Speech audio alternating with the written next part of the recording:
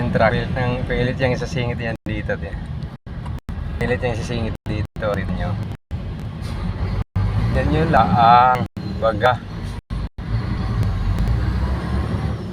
Nagwawala na siya. Dapat doon ka pa lang sa unahan, sa likod. Luminya ka na kung kakanan ka pala. Kung hindi ka pa naman tanga eh.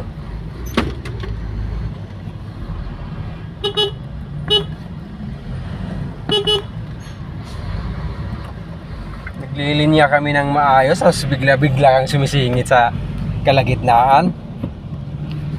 Dapat sumunod ka sa kakanan ka pala, tapos dyan ka dumadaan sa kabila.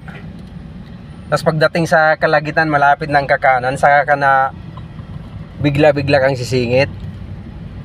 Tapos kami nagpakahirap kaming pumila, makakarating lang dito, tapos ikaw bigla-biglang sumisingit sa kalagitnaan. Hindi ka pa naman ulol eh.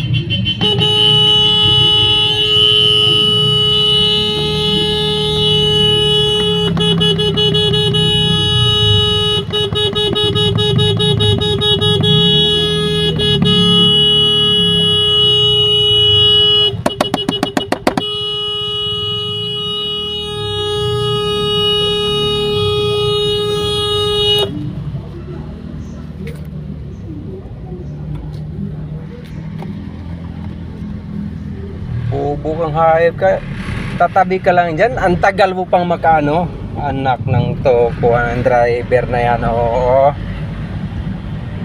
papasok na lang doon sa ira niya, ang tagal pang pumasok.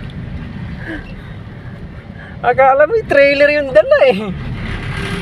Anak ng toko shout out dyan sa mga driver ganong utang ina, bahala kayo sa kalsada, magsitulog na lang kayo, mga bulbul kayo.